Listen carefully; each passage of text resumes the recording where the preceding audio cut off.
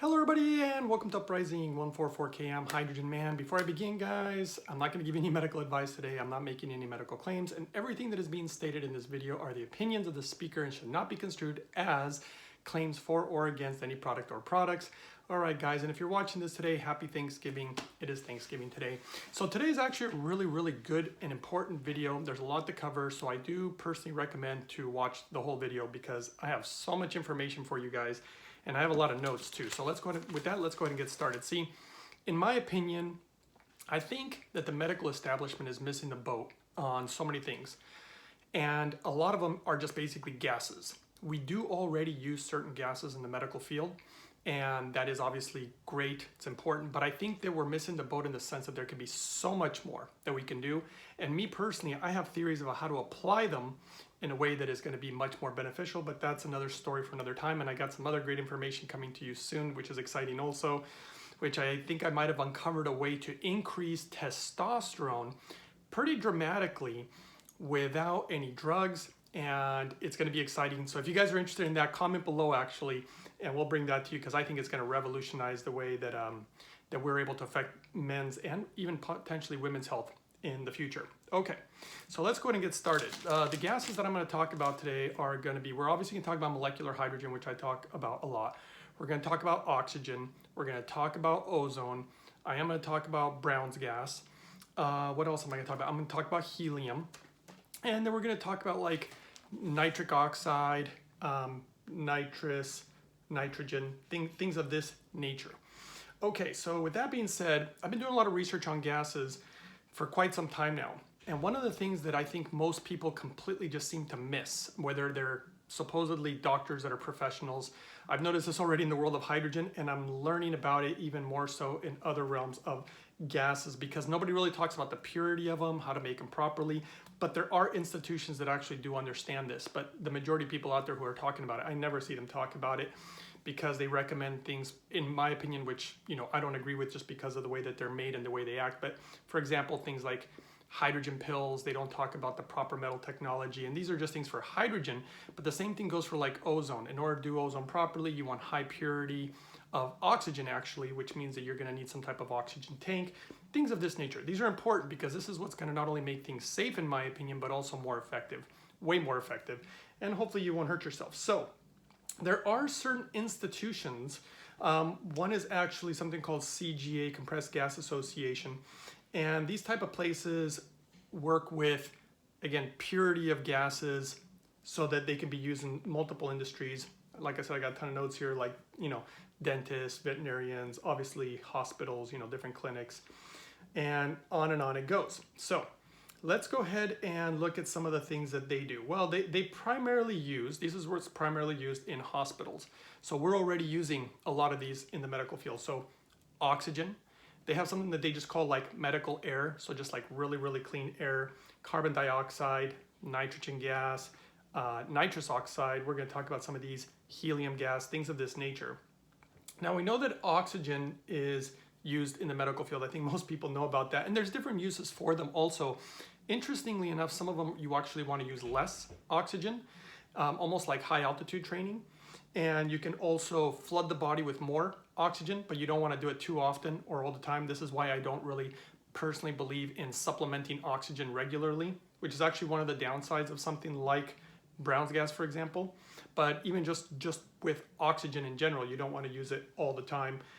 People in the medical field know that obviously quite clearly. You don't want to become dependent on it. It only causes problems and you basically become quite dependent on it. So they mostly use oxygen when patients are deficient in it, obviously, and they really need it. And they use it, for example, let's see here, obviously when people have problems with breathing and difficult inhaling, but they also use it for things obviously like in life support. That's another one, and artificially ventilated patients. I think there's been a lot of talk about that. Okay, medical air, I won't go too much into that unless you guys really wanted me to go into it, but basically it's just air that's free of like contaminants and particles. Want to keep it really clean. There's no odors, there's literally like no oils, things of this nature. Okay, carbon dioxide. Carbon dioxide is actually used, it's different the way they actually use it. They actually use it in surgeries. I'm not going to go into this one much just because of the way that it's being used. It's not like people are inhaling it in this. They actually use it to like fill certain cavities within the body, you know, to blow air when they're doing some type of surgeries to enlarge and like stabilize certain cavities. But that's how they're using it. Okay, nitrogen. Okay, let's go into nitrogen a little bit. Again, nothing that I would see that they're using it the way that I would personally want to use something like nitrogen, but they use it. For example, there are times when they can use it in the field of dermatology, so they can like burn things, ironically, with something that's really, really cold, certain skin lesions, sometimes even cancer, things of this nature. Okay, nitrous oxide. Now, obviously this is used sometimes as a painkiller. This is that one that a lot of people know as laughing gas. And it's obviously well known in the dental field, but they also use it in other areas. For example, basically when you're going to go through some potentially painful procedure. And what's funny about it is a little bit like hydrogen in the sense that they don't really know the full mechanism of exactly how it's working. Okay, so these are just some of the examples that I wanted to kind of go over. And they do use also helium. Now, helium is kind of interesting because it is used with things like asthma, certain respiratory problems, emphysema, and not really a treatment for underlying diseases. Helium, I found that it's kind of similar to molecular hydrogen. And so these are some of the gases that this particular company uses for or makes for the medical industry. So is oxygen great? In my opinion, it's good. There are different grades of purity. There are obviously multiple uses for it, and it is being used in the medical field. Okay, now let's talk a little bit about ozone, because as you probably heard, it is used in the medical field, but not the way that you think. They use it as a disinfectant, maybe even preventing certain infections, like if you get cut, which is very similar, obviously, to hydrogen peroxide. And there is kind of a similarity. Now, I'll tell you some of the things that are theorized and that some say that ozone could be potentially used for. Treating arthritis, fighting certain viral diseases. They even talk a little bit about HIV. Disinfecting wounds, which I just talked about, kind of like hydrogen peroxide. Activating your immune system, I think that's quite positive. Treating certain types of heart disease. Let's see, treating macular degeneration and treating cancer. So those are some of the things that they believe that it could potentially be used for. What I found out doing deep research on ozone is that a lot of times they're saying things like, well, we haven't really seen it be able to do these things, so it's not medically approved yet. But from what I'm finding is they haven't really done enough research to see if it would be a positive thing to do. And in my opinion, I think that ozone is actually something quite great. But what I discovered is, again, it goes back to making it properly, proper protocols, use it right. In fact, I won't go into a lot of detail about this, but if anybody out there wants to know the one that I personally use, I do have ozone equipment, and how I basically use it, make it properly and effectively after a lot of research. You're welcome to email me at uprising144k@gmail.com, and I can actually point you in the same direction where I got my equipment. So that's something if you guys want to know about that. And at the end of the video, I'm also going to share with you guys, in my opinion, which one of these gases are good, which ones are maybe not good, or which ones have more potential for your health. So that way you can kind of not just figure out for yourself what you might want to use. Okay, so let's see. We touched on ozone. Let me go to the next one. We already touched on oxygen. I guess let's go into a little bit of, I did touch a little bit on helium already, so I'm going to go ahead and skip that one. Let's go a little bit into, why don't we go into molecular hydrogen a little bit, even though this is something that I've talked about already a lot on my channel, but I'll go over some stuff just kind of quickly and briefly. Obviously, we know it functions as an antioxidant. It's not a normal antioxidant though. Remember, the molecule is extremely tiny. Obviously, hydrogen has a high grade of purity if made properly. I can never emphasize that enough, but if you get it pure, then yes, it's really, really clean. And it seems to be like a selective antioxidant. That's one of the things that I like about it. And one of the things that hydrogen has also, interestingly enough, been shown to do is to actually support your body's natural antioxidant system.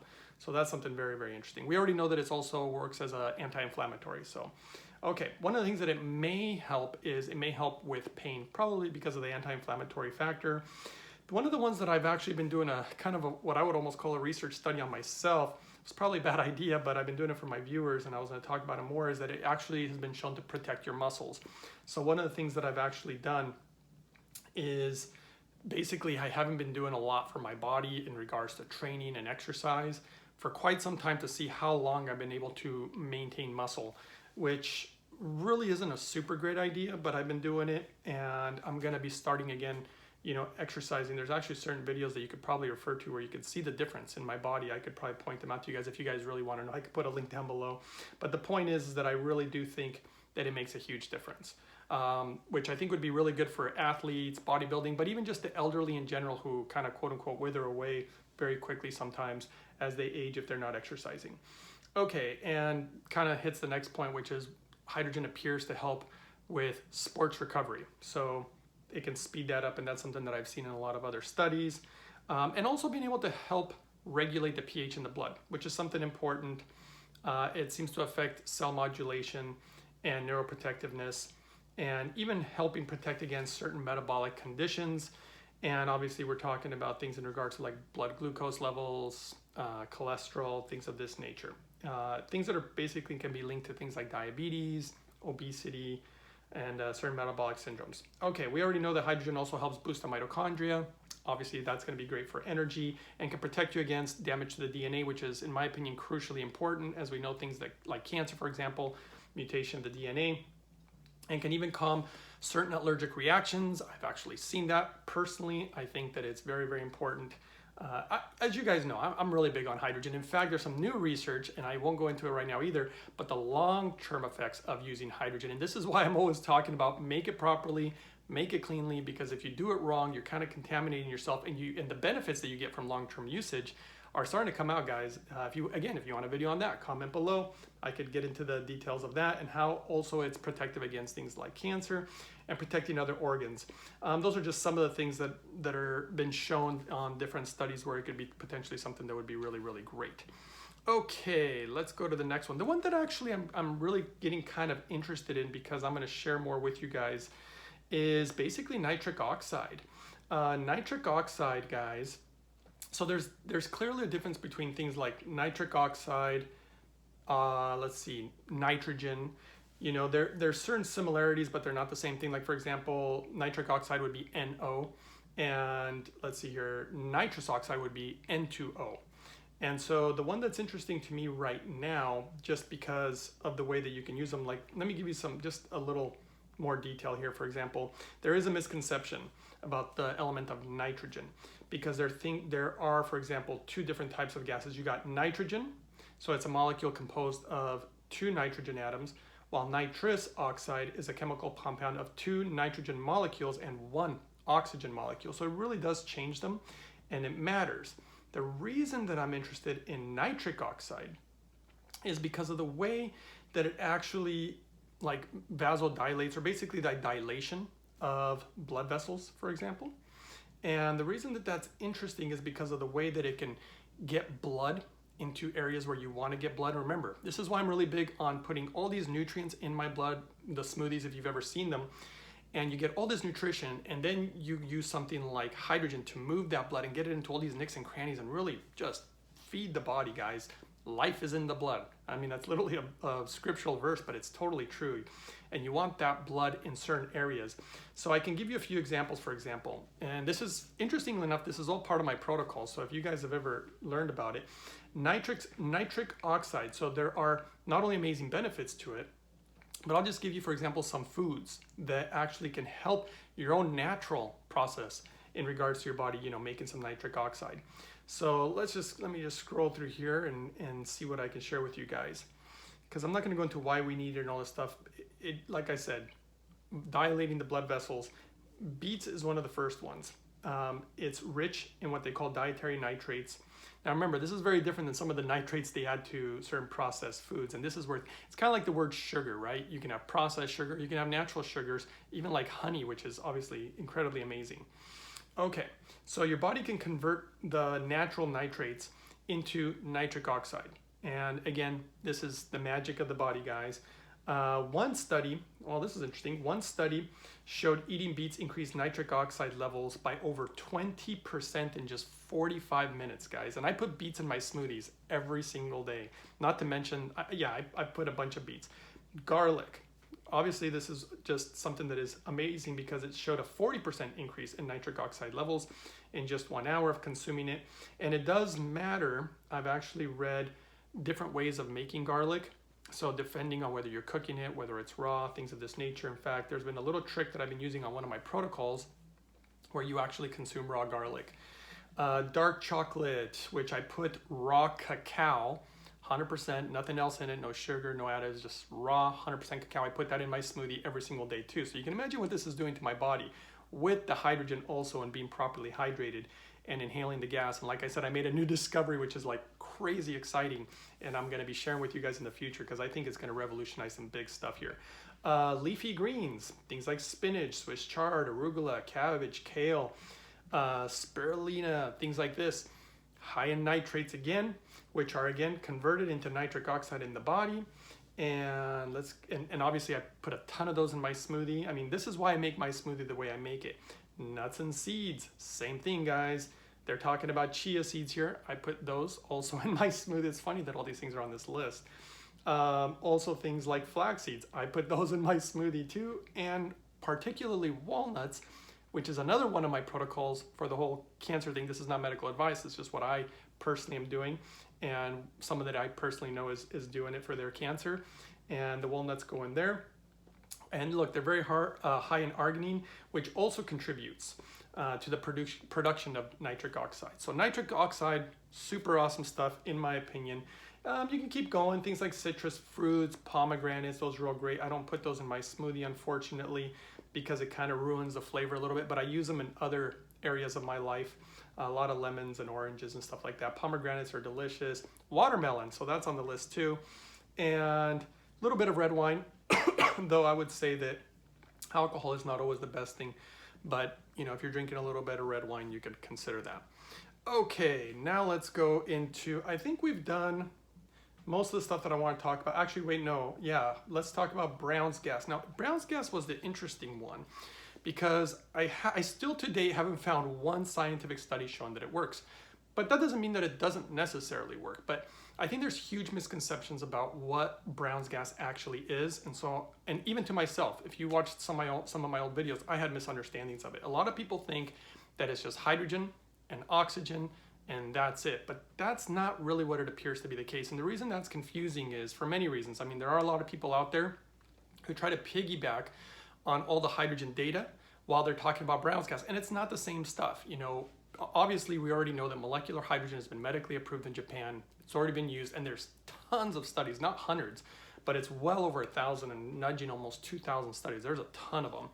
And I'm going to compare a little bit because people ask so much about it, and I don't want there to be any confusion about hydrogen and brownsgas. Which one is more effective? Well, clearly, according to the science, it's hydrogen. In my opinion, based on everything I've seen, clearly it's hydrogen. Why is hydrogen better? Well, in my opinion, because nobody really knows totally, when you get pure hydrogen go into your body, it's on its own. And it has an affinity for oxidative stress, like a type of oxygen, like ROS, reactive oxygen species. And it has an affinity to it, and it goes, and by binding to it, I believe that it's, neutralizing it. And I think that's how it helps the body rid of a lot of the oxidative stress. Brownsgas is already coming in with oxygen, and it's almost like a type of plasma, so it's a little different. I would be waiting for more research because the way that it's really being used medically, and I have seen this, but it's not actually brownsgas. Here's where the confusion comes in. In Japan, they were using on patients pure hydrogen, so they had tanks, extremely high purity, and they were getting, this was for emergency patients. So you have somebody using pure hydrogen gas, and then you can also use a very high purity of oxygen, depending on if the patient wasn't breathing. That was the whole reason they were doing this in Japan. So you got these two gases that they're using at different levels depending on how they need them. But this is not brownsgas because brownsgas creates multiple different gases through the ionization of the water. So there's other gases in there, and upon research, I did find out, this was really interesting, that the Japanese do know about brownsgas. I thought maybe they didn't know about it. They do know about it. I did research, I contacted different companies and researchers, and basically what they told me is that they haven't actually found much of a medical use for it, which kind of surprised me a little bit, to be honest. But what they did find a use for it was more for energy than it was for medical purposes. I will say that if you are going to make brownsgas, and there are ways of making it that are technically cleaner and safer, because a lot of the ones I've seen, they're using sodium hydroxide, which is lye, which is the main ingredient in Drano.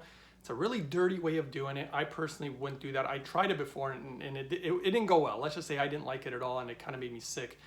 Even though people try to filter the toxic gases in different ways, and then you end up dumping the stuff. And you have to dump it into basically the waterways, or how do you get rid of that stuff? It's just dirty, and I didn't feel very good or even clean when I was doing it. But I do know that you can make it without using such chemicals. So if you're using chemicals like that, you're definitely not following the standards of making high purity gases for medical uses. Now, again, I couldn't find much on brownsgas, though I think in the future, I'm sure there's uses for it. I just couldn't find anything, and I've played around with it. And I think ultimately the best way to go about it is, this is just my opinion. Out of all these gases, what have I really seen? Now, what I have seen, this is kind of weird. This is back to using too much oxygen. I saw this from some people actually using brownsgas that wrote me. This is what they told me, that it actually had caused hypoxia after long-term usage, which makes a lot of sense when you're using oxygen regularly. I like the idea that I can separate my hydrogen and my oxygen, or even ozone, which I'm going to go into in a second.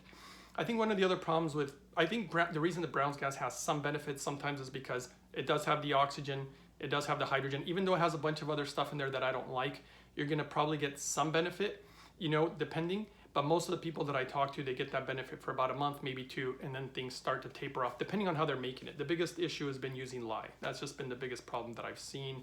And it's unnecessary. You don't have to do it.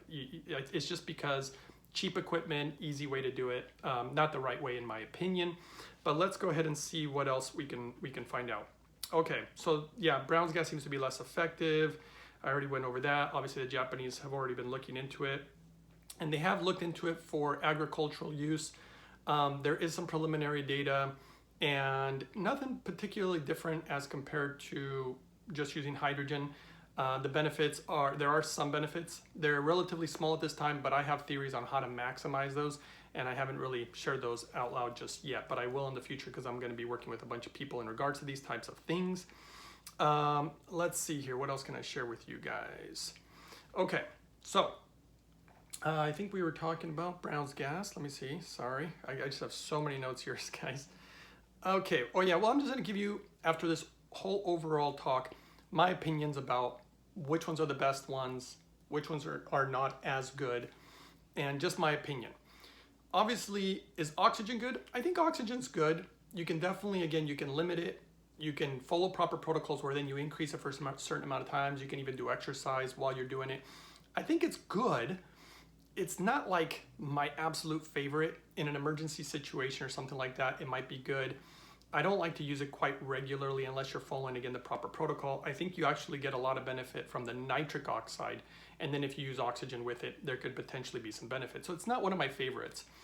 Obviously, molecular hydrogen is by far one of my favorites, mostly because you can use it every day.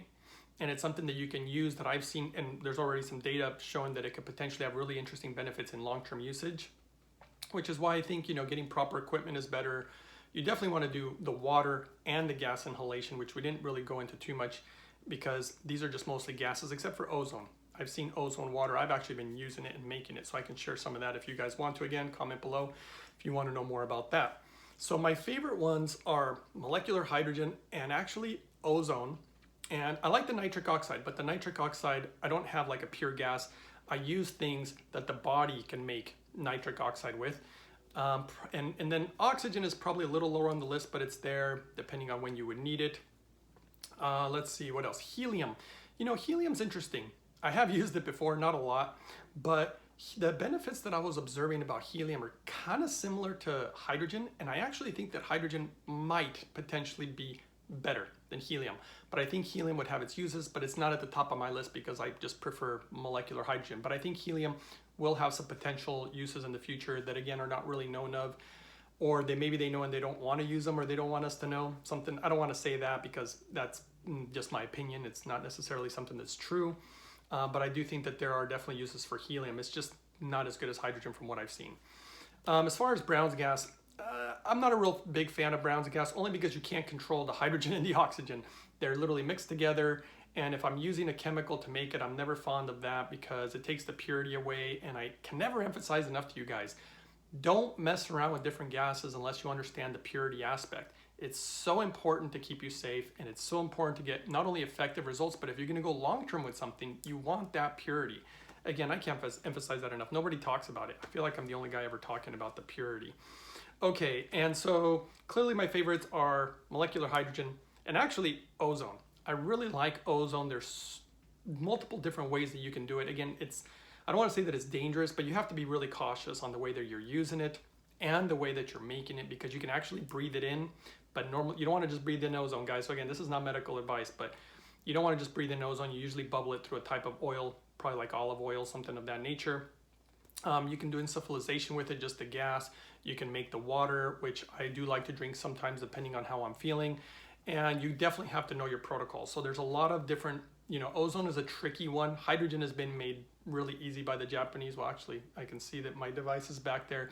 And it's so easy. You got the water, you got the gas inhalation, and as long as you have the proper equipment and follow the instructions, it appears to be quite safe. Very different than something like ozone that could potentially burn you. And so you really, really, really want to be cautious with that. So I'm kind of hoping that I went over everything that I wanted to go through. I hope I didn't miss anything, as sometimes I do.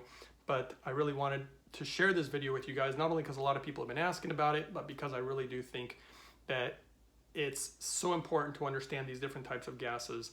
And I think ultimately the best combination, like I said, that I've seen and that I'm currently using is clean water, obviously, clean molecular hydrogen water and gas inhalation, and ozone water, using it obviously certain protocols just like molecular hydrogen, and ozone, the gas actually, and then the inhalation of it. So numerous wonderful things that you can do with these gases, in my opinion, to improve your health and just get those rich nutrients in your blood so you can figure out how to carry them around the body, keep it real clean.